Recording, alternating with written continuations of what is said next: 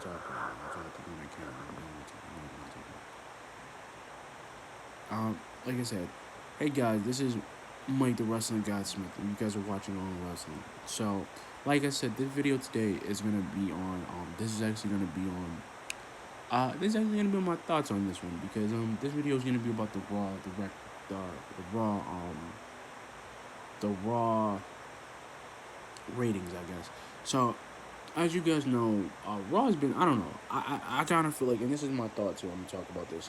I think Raw and SmackDown are losing viewers.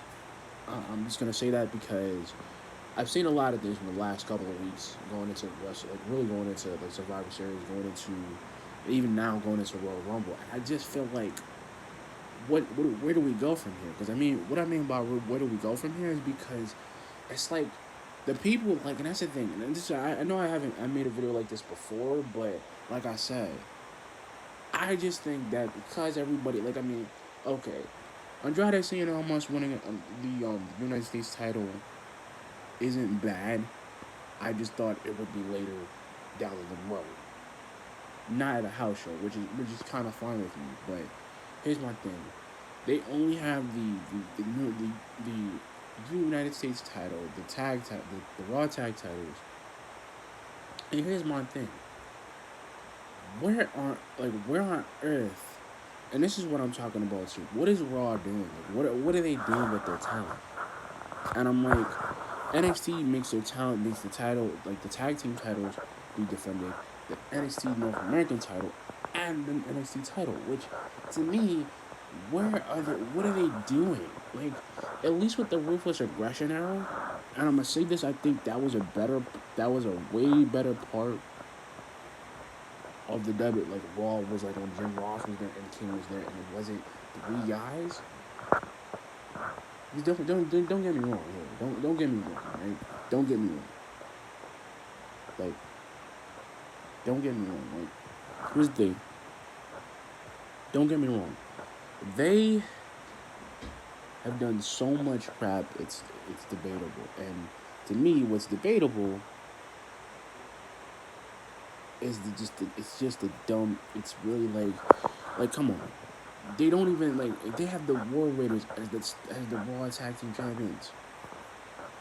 And that's the thing. How y'all got the Street Profits? Y'all give them amazing, like I said, y'all give them amazing, like, you give them amazing, like, stories to be a part of, and brawls and stuff. And here's the thing, like, what are you doing with them? And it's every time, like, yo, ever since the Street Profits got debuted, and it's only been a couple of months, not even a year since they've been debuted. And this is my point. Y'all took them from NXT because y'all saw the talent in them. And I'm like, yo, what are we doing with them? See, and this is my problem too. Where are we going with them? Like, here's my thing. I like the fact that Street Profits are in Raw on the Raw Tag Team Championships. But here's my thing. How come they're not facing the War Raiders? I mean, the Viking Experience. How come they're not... I mean, the Viking Raiders. How come they're not facing them for the title? How come the club isn't facing the Street Profits? The Street Profits are not facing the club and the Viking Raiders. And maybe, and this is what I'm talking about, you have the greatest tag team, a really good tag team, that's really good, but you don't want to put them in matches. Like, you don't want to do that. I'm surprised. Like, what are they gonna do with Bianca Belair if she ever gets called up to Raw? Because I'm thinking, guys, like, look, this is what I mean. It's like, okay, Andrade winning the United States title from Rey Mysterio. Okay, that's fine. The United States title is becoming more relevant again. I'm okay with that. But here's my thing: those titles don't get defended. Those tag titles don't get defended. That World Heavyweight Championship, what's basically around Brock's freaking waist, never gets defended at Royal Rumble, which I still want to know why. But I don't know. Seth doesn't want to go after the title, which doesn't make any sense. The AOP, which are getting better, beating up everybody and getting better in crazy storylines. How are they not being part of the title picture, the tag title picture? Because they could be champions. They could be. That's my thing. Like, why is it, right? Here's the thing. Why is it that they get money, they start doing things with Raw, and it's just the same. It's disappointing. It's the same thing with SmackDown. Ever since they brought Braun into SmackDown, he doesn't get a shot. He doesn't get anything. It's like he's been gone, and that's my point. Where is he? And it's like, yo, ever since they changed everybody, ever since they traded everybody, ever since they've been going, like they've been drafting and they put people into SmackDown, they drag them over here, they put Drew McIntyre. Where is he? Where is he? How come he's not part of the equation? Oh, I'm sorry. You give, you basically have a bunch of dudes in there, and I'm gonna talk about SmackDown too, because I've been looking, I've been watching. You got Baron Corbin, who gets more TV time than anybody. And you get the Miz and Daniel Bryan, who gets more TV time than anyone. And here's my thing. You got a guy who's basically, you have a guy that is basically the most freaking charismatic person in the WWE today, next to Ric Flair, next to the legendary Ric Flair, next to Eddie Guerrero, God rest his soul, and next to freaking Kurt Angle. And here's my thing. When in the world did they even try? And this is my point. You have literally given Baron Corbin a freaking microphone every week about Roman Reigns. And what happens? That stupid rivalry that should have never gotten started in the first place between him and Roman Reigns and Dolph Ziggler doesn't make any sense. But oh, wait a minute. So he's got Dolph Ziggler and freaking Bobby Roode, but they're not tag team champions. Even though their teamwork is good. And let's not forget, Shorty G used to be Scott. Oh God, let's go. That's Scott Dawson. Chad Gable. Like that's my point. You got him. You got Mustafa Ali. But the funny thing is, y'all won't make that dude a freaking star for no apparent reason. I don't get it. I don't know why, because it's kind of really that kind of disgusts me a little bit. And here's another button. Here's another button I'm gonna press, because here's the thing. What is happening to the matches on Raw and SmackDown? What is happening with the card? What is happening with the mid carders? What is happening? It's like every time, and this is what I'm talking about. How does NXT get it right? How do they use their guys, get everybody who got a fantastic 2019, like Dominic Dijakovic, Keith Lee, Swerve, all the rest of them, and then get the match they get? But here's my thing. You go to SmackDown, you go to the main roster guys, you go to SmackDown and Raw, they're not doing anything with their talents. That's what I'm talking about with Asuka. Like, Asuka should have been double champion. She should have unified both those titles, because she's had both. But now y'all wanted to kill the streak with Charlotte. Y'all wanted Charlotte to be a big star. What happened to Charlotte? Oh, Ronda Rousey comes in, changes the game, becomes the Raw champion, changes the game. Then comes back, then Becky goes after Ronda, beats her, becomes the first ever unified women's championship. And that was the point. And even when it was Diva champion, it was more defended than anything. But I forgot. We're trying to make female empowerment a thing and make females a thing. Here's my thing, right? Rhea Ripley's only half of Becky Lynch's age. And Rhea freaking does it. Rhea gets every chance in the world. And the funny thing is, they make her feel like a literal superhero. She's cool. That's what I don't understand. But I get the feeling that WWE's gonna fuck it up again with Becky. And that's what I'm talking about. Where does Charlotte come into play? Charlotte's nothing, because she's on Raw again. Because they put her on SmackDown, they drafted her there from SmackDown to Raw. So Raw basically doesn't get anything. So you're not even getting a rivalry, which that should have happened between her and Charlotte, between her and Asuka, to kind of build it up. So Kyrie Sane could have got in the mix and probably, you know what, maybe I should go after that title. Then they could have infighting and win. But that would actually be a great story, because that way the fuel all four of those competitors in there could get, it'll be a fatal four-way for the women's title. Because I think there should be some type of fuel or some type of infighting to kind of break the story out. Nope. See, and this is my problem, guys, and I apologize. Like, this is my problem. Every year, and this is what I'm talking about. What is going on? Wrestling Observer won't really talk about it, but I'm gonna really talk about it because it's not just one match. It's not just one match or one show of Raw. It's been the whole month of Raw, and this is what I'm talking about. How do you completely have the most dominant female in the WWE, which is Becky, and you have somebody like Asuka who's won so many belts, who's got so many achievements on her record, y'all don't want to put her in. Oh, wait a minute. I'm sorry. There's so much money to go on right now. Y'all don't even want to do it. That's the point I don't understand. It bothers me. It boggles my mind here. It boggles my mind that they're trying to make so much money that it's ridiculous. And I don't even get it. I don't even know why. Like, that's my point. Because at least with the Ruthless Aggression era, pre-Ruthless Aggression, the freaking World Tag Team title was defended every time on Raw. Whether it was Law Resistance, whether it was the Dudley Boys, whether it was anybody, Edge and Christian, anyone. And here's the thing. And even with the Ruthless Aggression era becoming the way it was, they actually got more people. Because the thing is, they brought John Cena in. Because the Ruthless Aggression era was great for everyone. And despite, let me be perfectly honest, despite the risk, right? And this is my words. Like, despite the risk they put on with Raw, I mean, like, that's what I'm saying. Even with the world title was defended every week. Anybody who had it, Booker T, Goldberg, Christian, anyone. They've had more Intercontinental Championship matches like 5 or 6 times a week in the Ruthless Aggression era. Because that belt was going to be defended because Eric Bischoff wanted it to be defended. That's the point I don't understand. Because to me, like, even when Eric Bischoff came in, and Stone Cold came back, and I think he would have been a fantastic general manager this year because I think he would have actually understood it.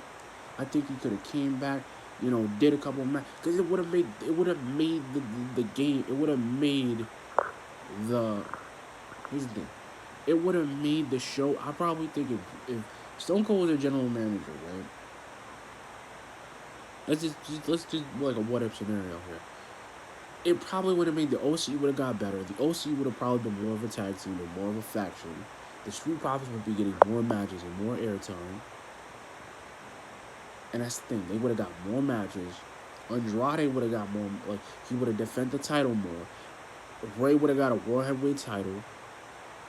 He would have made Brock Lesnar actually get up and defend the title and not be a cheapskate about it. And make him lose the title a little bit more. So that way we could add a little bit more variety. Seth would have probably had more too. And here's my problem. Like, here's my problem, man. Like, even when he came back for Raw Reunion, even when he came back for Raw Country, there was Power of the People. They made a crazy 6-man tag match. And this is what I'm talking about.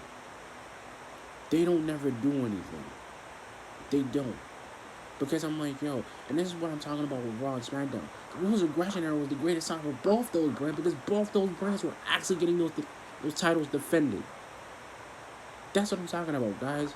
Like, every time I think we're going somewhere, or I think we're getting somewhere, we don't. Because it's the lack of time, it's the lack of everything. They actually would have won. No, let me think about it again. Like I said, guys, let me think about it again. See, this is what I'm talking about. Everybody believes that Raw and SmackDown are actually going to get better. No, they keep getting worse as the year goes on. And it's only been like 6-7 years. And that's what I'm talking about. Why? Here's my thing, right? Why is Baron Corbin getting more TV time? Why does he get more TV time than Roman Reigns? Why does he get more TV? Why does Shorty Gable not get a title match a title match at all? Because I think maybe they don't even want to push him a little bit. Because he's got such a bad push because he's Shorty G. His gimmick doesn't work. Mustafa Ali is the greatest high flyer, and they won't even use him to be something. And when they got Mustafa Ali to put him in the WWE Championship match, he got injured. So here's my thing. It was cool. Like Raw, SmackDown was better before it was on Fox. Because on USA, they basically would have got Kofi was the freaking champion, and he had a lot of decent matches and a lot of good ones that actually pushed him a little bit. Except the Brock Lesnar one that only lasted like 5 seconds. That's my point. Why is it that every time we go somewhere, every time we get something, no, Raw's gonna be some craziness. Raw's trying to do this. Raw's trying to grab something in the back of it again because the lack of time. And this is WB and this is Creative's idea. This is Bruce Pritchard trying to take over again and doing a Vince Russo thing. But the difference is he's actually giving you care. See, this is my problem. You have a champion, right? You have a champion. You have a universal champion. That's a freaking nut job, but he does his job as a champion to defend the title. You have a guy who literally came into the WWE at 25 on SmackDown, left, came back again, left, came back again, left. And this is what I mean, guys. Like, when does it all end for us? Because as fans, we're getting treated like marks. We're getting treated like marks. We don't need to be that way. I'm cool with I don't like the Rusev Bobby Lashley thing, Lana thing should have been done. No, they keep bringing that story up because everybody loves that story. Everybody loved Rusev, but I remember when he first debuted on Raw. And the funny thing is, everybody used to hate him. But you know what? I liked Rusev because he actually got better over time. He got married, he did this, he cut his hair, he got a little bit taller, he got taller.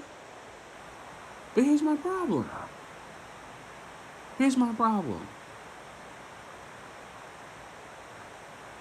That story should have been done before. It should have been overdone. No, that story kind of messed up Raw's reputation. No, that story was stupid. Because it shouldn't have been a segment. It shouldn't have been a thing. No. What happens with Bobby Lashley? What happens with... Oh, I'm sorry. Her real name, and I already know her real name. I think it's Carla J or something like that. Oh, it's Cara J.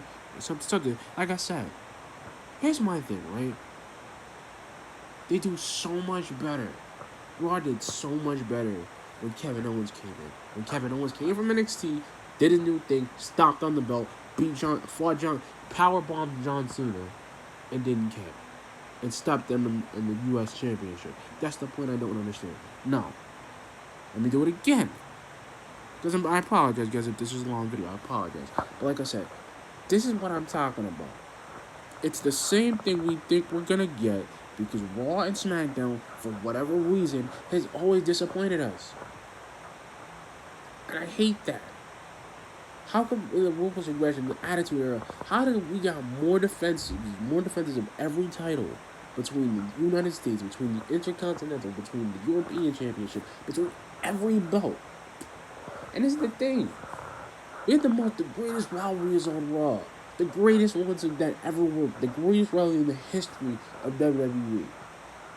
Between John Cena and Edge. Between Triple H and Shawn Michaels. That was the greatest one ever made. And the funny thing is, the rivalry with the SmackDown was that topped it was the one with him and JBL. No, but let me just hit another little big note, right? You brought Goldberg in to make the show even better, and Scott Steiner. What happened to Scott Steiner? Oh, wait a minute. Bad push, didn't become a champion.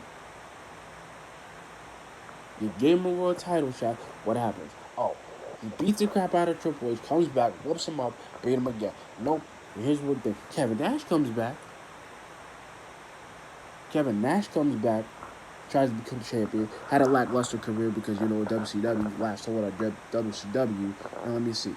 Wait a minute. Oh. But here's the magic, though. How did every title get defended on Raw, but in 2019, now, today, they don't even get defended? Like, where is it going? You get the United States Championships, more people get to defend the championship and own the championship. The thing with the Intercontinental Championship with Shinsuke. But here's my thing about it, though. Shinsuke finally got a title, but it was Intercontinental. He should have got the World Heavyweight title. Nah. didn't get it because of AJ Styles. No. Made him a star, put him on the shelf, gripped him around. Nope. And see, guys, and this is what I mean. The WWE systematically tries to bury everyone because their push is never going for them. That's the point I don't understand. Yeah, Ryback, who was a guy who came in with Nexus, went on his own, but almost became WWE champion. Nah. What happened? CM Punk happened. What happened? Oh, Rusev was like, oh, he's like, I want you to push, I want you to throw me against something. Nah, CM Punk, but you left, but you came back for a reason.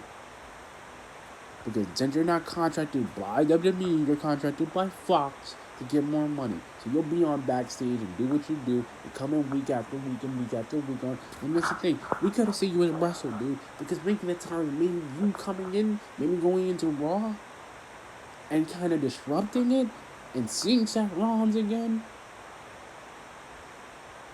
and seeing what's going down, and AJ Lee could have came back, because that would have been a future for us. AJ Lee could have came back and did a Royal Rumble thing, and came back and just made a fantastic surprise and won the Royal Rumble.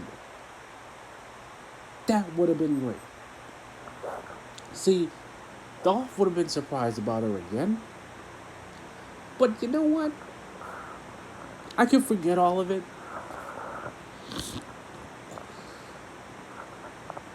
Here's my thing. I could forget all of it if they knew what they were doing.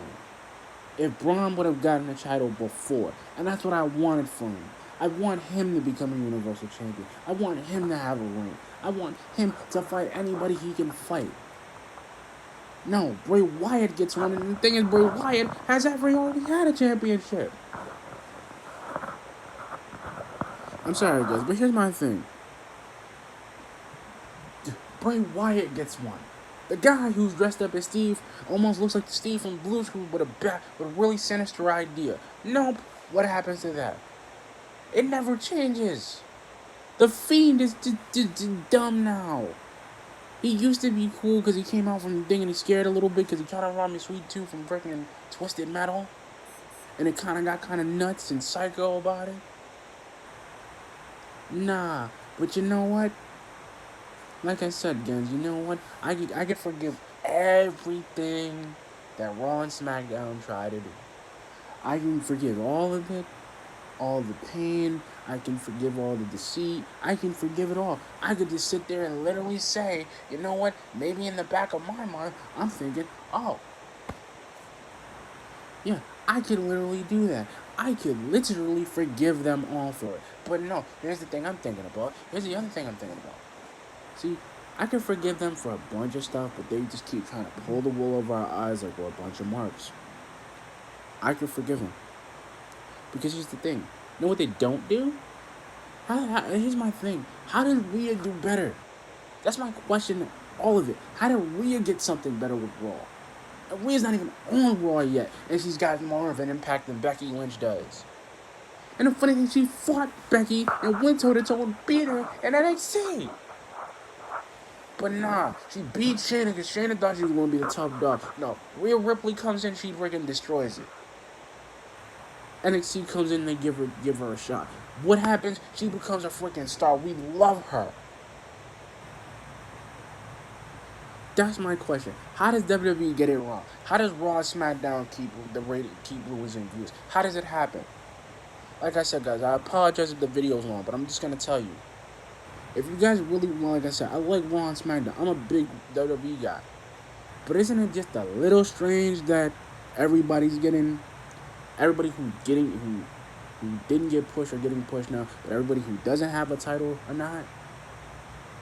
Like that's the thing.